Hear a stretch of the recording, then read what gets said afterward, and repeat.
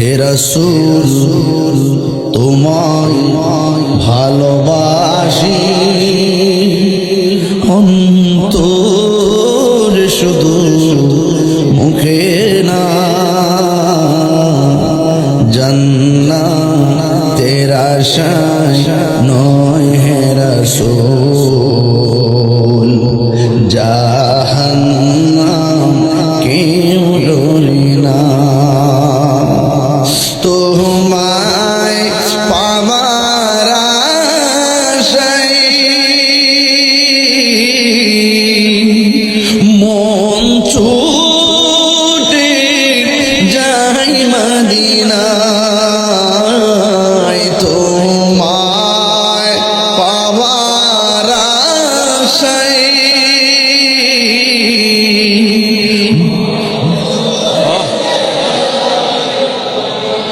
মহেশকালী প্রেমিকদের সুর যদি শুনে থাকো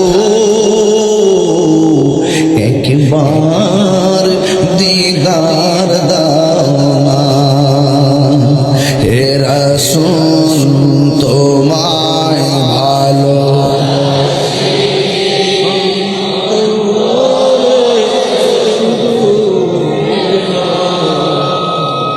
জান্নাতের আশায় নয় হে রাসূল জাহান্নাম কেউ ডরে না জান্নাতের আশায় নয় হে রাসূল জাহান্নাম কেউ ডরে না। আমরা গুনাহগার, ব্যস্ততার কারণে নামাজ পড়লো পড়ার মতো পড়ি না, রোজা রাখলে রাখার মতো রাখি না, হজ করলে করার মতো করি না। এবার দেখো গত বছরদিন একটা ফ্লাইট গেল হজের উদ্দেশ্যে, আবার একের পর এক হাজীগণ যাবে মক্কা মদিনার উদ্দেশ্যে। আল্লাহ যেন আমরা সবাই হাজীদের সঙ্গে কবুল করে জোরে গনা আমিন। ওই মুহূর্তে আল্লাহ জিগাইব ঈমান হিসাব দাও, বান্দা বলবে আল্লাহ আমরা তোমাকে এক বলে জেনেছি, যদিও তোমার দেখি নাই, না দেখে তোমাকে সেজদা করেছি। আপনারা মহেশকালীর মানুষ জবান বলে বলেন সেজদা পাওয়ার মালিক কে? আজকে অনেক মানুষ আমরা মাজার পূজারি কয় কয় কয় কি কয় না, এমন ভাবে আমরা উপস্থাপন করে মনে হয় যেন আমরা মাজার লইয়া ফিরে থাকি, মনে হয় যেন আমরা মাজারে সেজদা করি, মাজারে যেন সেজদা করি। আসলে আমরা মাজারে সেজদা করি না, জিয়ারত করি। জিয়ারত করা কি হারাম না সুন্নাত? আরো জোরে করে হারাম না সুন্নাত? আমরা করি জিয়ারত। ওরা বলে আমরা পূজা করি। তাইলে এরা জন্মগতভাবে মিথ্যাবাদী, এরা ১৪ গোষ্ঠী মিথ্যাবাদী। হারামজাদা সাফার দাঁত ফলাই দেওয়া দরকার বেড়া দরকার।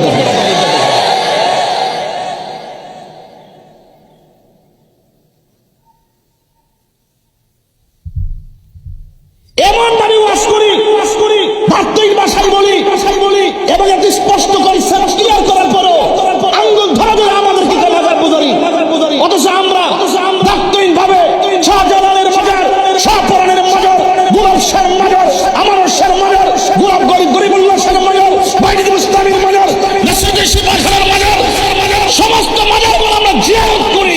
আর ওরা বলে আমরা পূজা করি। সুন্নাত তরিকাকে যারা পূজার সঙ্গে তুলনা করে তাদের জন্মে বেজার আছে।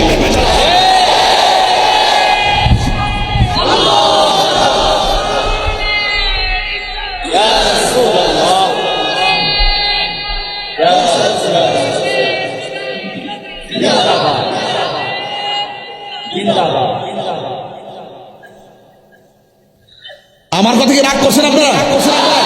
সুন্নতকে কি কেউ হারাম করে দেবো? যেই ব্যক্তি নবীর সুন্নতকে অবজ্ঞা করে তার কি ঈমান আছে? আমি বুঝছি ফতোয়া দিছি, ফতোয়া তাহিরি ফাললে উল্টা তোর ১৪ গোষ্ঠী লই আমার সামনে কিছু কই না দিক্কা।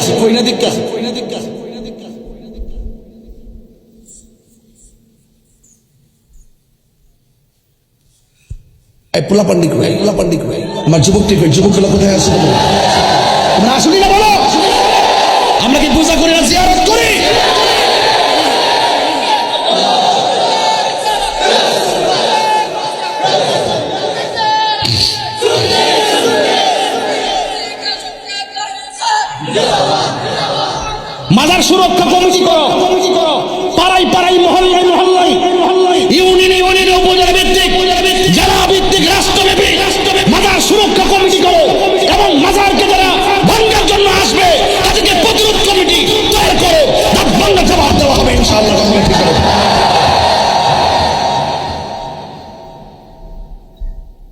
বেটা বেটা এত সুন্দর ওয়াজ করতেছিস আর আমরাও কই মাজার কমেন্টসের মধ্যে লেখে তাহিরি নামটা উল্লেখ করে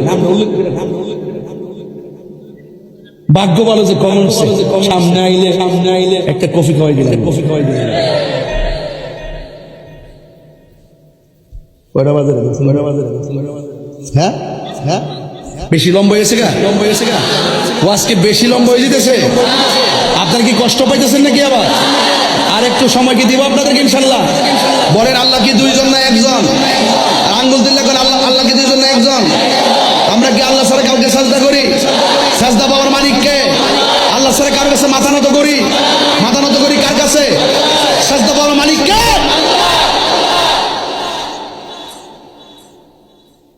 বান্দা বলবে আল্লাহ আমরা তোমাকে না দেখে বিশ্বাস করছি সুবহানাল্লাহ কোন কি লিখে এবার বলেন ফুলসের ঘাটের মধ্যে কি আটকেবার কিছু আছে দুই নম্বরকে আমরা নবী রাসূলকে বিশ্বাস করি আখিরাতকে বিশ্বাস করি ইমানে আরকান আমরা সব আরশাদিনকে বিশ্বাস করি আখিরাতকে বিশ্বাস করি তকদীরকে বিশ্বাস করি আসমানি কিতাবকে বিশ্বাস করি এরপরে ফেরেশতাকে বিশ্বাস করি নবী রাসূলকে বিশ্বাস করি এবং আপনার উপর আমরা নিরঙ্কুশ ঈমান এনেছি ওয়া ইলাহুকুম ইলাহু ওয়াহিদুন লা ইলাহা ইল্লা হুয়ার রাহমানুর রহিম আল্লাহ হলো একজন তিনি ব্যতীত কোনো ইলাহ নাই এবার প্রথম ধাপ এটাকে বলে সুইচ গেট কি গেট বলে আমাদের দেশে সুইচ গেট আছে না সুইচ গেট খুলে যাবে এবার বান্দারা দ্বিতীয় গেটের মধ্যে যাবে এই নাসির সাহেব একটু খেয়াল করেন দ্বিতীয় গেটে যাওয়ার পরে জিজ্ঞাসা ওযুর হিসাব দাও ওযু সুবহানাল্লাহ অথচ আমরা ফুলাফান দৌড়াই ওযু করে এই কোণেটার উপরে পানিও পড়ছে এমনি মুখ ধয় এই কানের লতিতে পানি পড়ছে না দাড়ির নিচে পানি পড়ছে না হুট করে পা দো গিরা পর্যন্ত পানি পড়ছে না কথা কি সঠিক নাকি অথচ পুলসিরাতের মধ্যে দ্বিতীয় সুইচ গেটে জিগাইবো ওযুর শব্দ তাহলে ওযুর ব্যাপারে জিজ্ঞাসা করবি নি তাহলে এখন ময়স্কারী মানুষের উচিত কি ভালো করে ওযু করা মনোযোগের সাথে ওযু করা তারতিবের সাথে ওযু করা খেয়াল করে ওযু করা কোনো অঙ্গ প্রত্যঙ্গ যেন কোনো গ্যাপ সুন্দর করে রাসূল বলতেন যেই ব্যক্তি বিসমিল্লাহ বলে ওযু শুরু করবে যতক্ষণ ওযু চলবে ততক্ষণ পর্যন্ত আসমানি ফেরেশতারা ওযুকারীর জন্য আল্লাহর কাছে গুনাহ মাফ চাইতে থাকে আমি ফজিলত বললে জোরে সুবহানাল্লাহ কইবেন মুখটা খুললেন আওয়াজ করে কোন সুবহানাল্লাহ বড় করে কইবেন মানে একবার সুবহানাল্লাহ বললে আসমান এবং জমিনের ফাঁকা জায়গাটা সওয়াবে পূর্ণ হয়ে যাবে তা আপনার সওয়াবে পূর্ণ হইলে আমার সব রাখবো কই বেজাল লাগেনি এটা চিন্তা আপনি করুন জীবন এত চিন্তা করার দরকার নাই দুনিয়ার জমিন থেকে আসমান পর্যন্ত আজরাইলের বডিটা ছোট্ট একটা বাংলা করে ঢুকে গেছে কেমনে ঢুকছে এটা চিন্তা করার দরকার আছে হ্যাঁ এটা বুঝার চেষ্টা এদিকে স্যার এই কান্দে ফেরেশতা আসেনি কেন আসেনি ওজন লাগেনি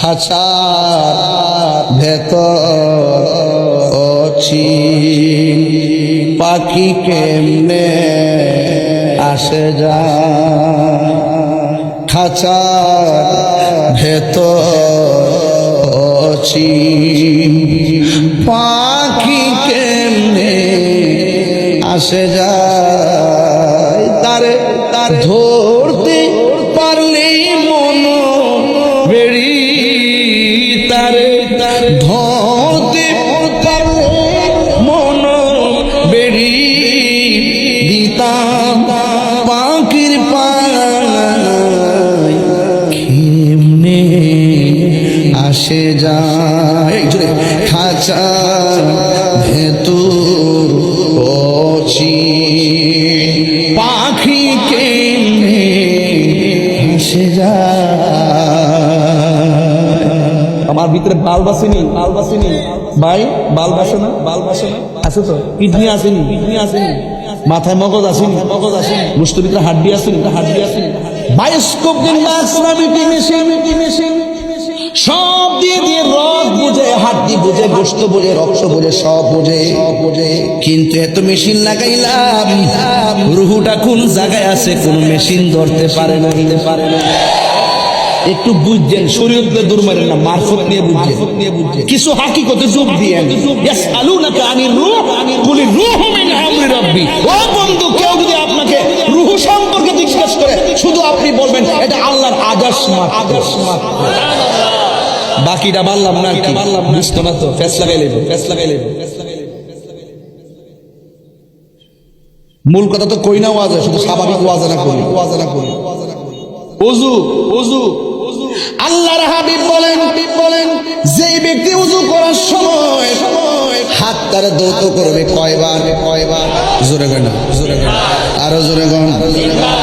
আমার নবী, আপনার নবী বলেন, যেই ব্যক্তি ওযু করার সময় দুই হাত তিনবার করে ধৌত করবে, এই হাত দিয়া জীবনে সে যত গুনাহ করেছে, আমার আল্লাহ ওযুর পানির সঙ্গে হাতের গুনাহগুলো মাটির মধ্যে জড়াইয়া ফালাইয়া দিবে। ওযু খুব ফজিলতপূর্ণ ওযু। একবারে আমার নবী বলেন, কেউ যদি কুলি করার সময় মুখের ভিতরে পানি দেয়, পানি দেওয়ার সময় গড় করে কুলি করার সময় পানি যখন ফেলে দিবে, বন্ধুরি আমার, ও মহেশকারীর বাবা, ও কুতুব দিয়ার বাবা, এবার আমার নবী, আপনার নবী বলেন, এই মুখের ভিতরে গড় করে পানি ফেলবে, এই মুখ দিয়া সে জীবনে যত গুনাহ করেছে, আমার আল্লাহ ওযুর পানির সঙ্গে মুখের গুনাহগুলো মাটিতে ফেলে দিবে। এরপরে হাত ধৌত করবে।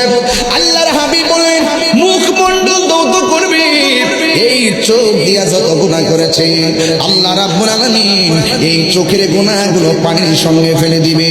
শুধুমাত্র তাই নয়, ওযু করার সময় টুপির গোড়া থেকে, চুলের গোড়া থেকে, কানের লতি থেকে, আঙ্গুল থেকে, পায়ের আঙ্গুল থেকে যেই ফুটাটা ঝরবে, লাস্টের যেই ফুটাটা ঝরবে, এই ফুটার সাথে আমার আল্লাহ অল বডির গুনাহগুলো মাটিতে ফেলে দিবে। এরপরে এখানে সীমাবদ্ধ নয়, আল্লাহর হাবিব সাল্লাল্লাহু আলাইহি ওয়াসাল্লাম বলেন, ওযু করার সময় যখন বান্দা আসমানের দিকে তাকাইয়া কালিমা শাহাদা পড়বে, আল্লাহ রাব্বুল আলামিন তার জন্য 8টা জান্নাতের দরজা খুলে দিবে। আর বলবেন আল্লাহু আকবার। আমার যুবক ভাইয়েরা, আমার মুরব্বি বাবাদিরা, অনুরোধ করে বলি, 2 নম্বর হলো ওযু, 3 নম্বর হলো নামাজ।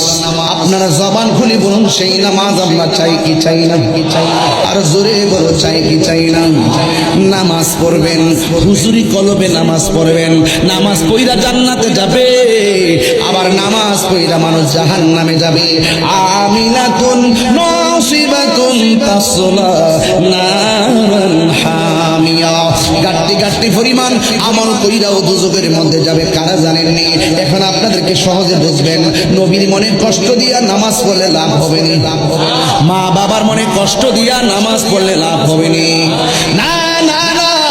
আমার নবী, আপনার নবী বলেন, 3 নম্বর গেটের মধ্যে নামাজ নিয়ে জিজ্ঞেস করবি, 4 নম্বর গেটের মধ্যে জিজ্ঞেস করবে, হক নিয়ে জিজ্ঞেস করবি।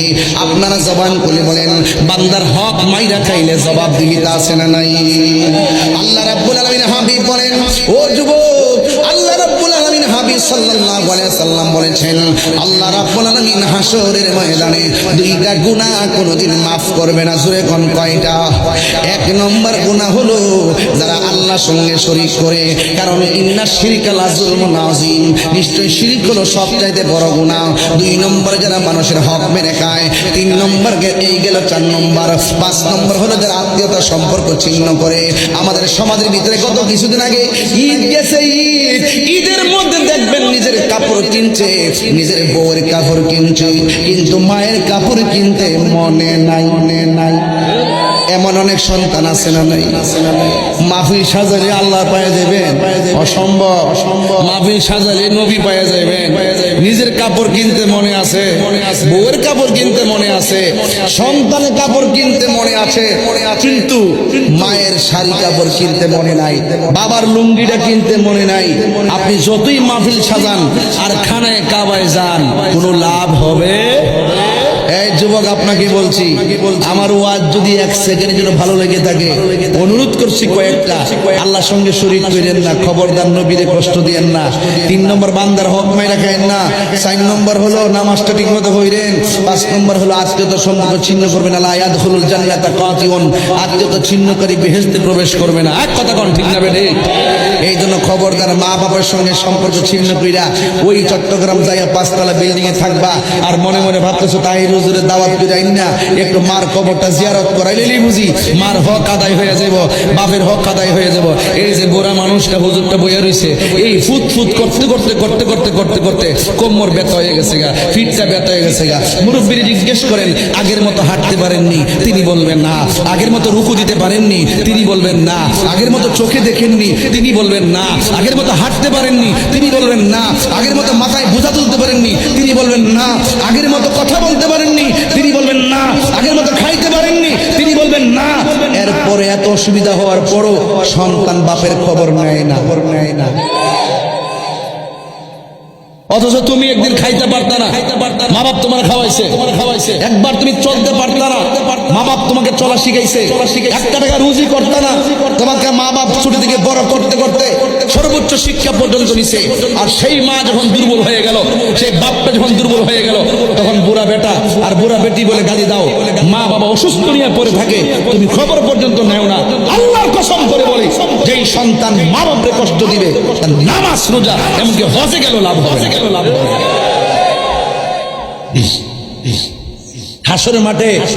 হাসরের মাঠে দেখবেন কিছু কিছু বান্দা গায়ের মতো থাকবে। আল্লাহ রাসূল যে গাইবে আল্লাহ ওরা কারা, আল্লাহ রাসূলকে বলবেন ও বন্ধু এরা হলো তারা যারা দুনিয়ার জমিনে মা বাপের কষ্ট দিছে। এমন কষ্ট দেন না মানুষ মহেশখালী নাই। এই যে পোলাপানগুলো এই যে কিশোর বয়সের পোলাপান একদম এই বয়সে অনেকে বাবার সঙ্গে সম্পর্ক ইয়াবার সাথে সম্পৃক্ত হয়ে গেছে। আপনি জানেন আমি পাগলের মতো হয়ে যেতেছি যখন দেখি যে একদম যেই ছেলেগুলো পড়ার টেবিলে থাকবে এই ছেলেগুলো যখন 7, 8টা 10টা মিলে ব্রিজে বৈশা শর্ট প্যান্ট পয়রা ঘুরে, তখন মনে মনে আমি চিন্তা করি তার মা বাপ তার এই সন্তান দিয়ে কি আশা করতে পারে। মা বাপ কেন সন্তানকে পেটে নিল আর এখনো পর্যন্ত এই সন্তান পড়ার টেবিলে বসে নাই। যেই টাইমে পড়ার টেবিলে বসার কথা এই টাইমে শর্ট প্যান্ট পয়রা ঘুরে। আবার কিছু পোলাপান বাবার সঙ্গে সম্পৃক্ত, ইয়াবার সাথে সম্পৃক্ত, ড্যান্ডির সাথে সম্পৃক্ত, নেশার সাথে সম্পৃক্ত। এবং শুধু এটা না তো, তারা বিক্রিও করে, তারা ব্যবসার সঙ্গে জড়িত হয়ে গেছে। ইদানিং শুধুমাত্র ছোট্ট পোলাপান না, ইদানিং দেখা যায় অনেক মহিলারা পর্যন্ত এই বাবার ব্যবসা করে। তাহলে বাবা শুধুমাত্র একটা ভাইরাস না, একটা মহাভাইরাসে পরিণত হয়েছে।